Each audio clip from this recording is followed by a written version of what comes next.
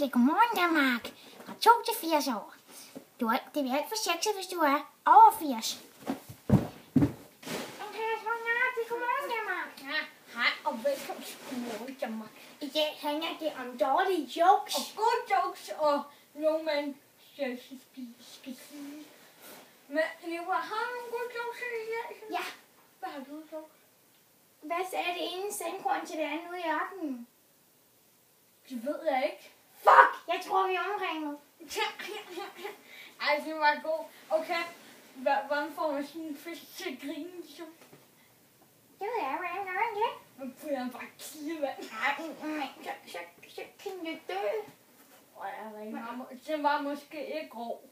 Bare lidt grov. Måske grov. Så må du dø. Ja, den dør måske. Men omkring jeg vores emne er dårlige jokes.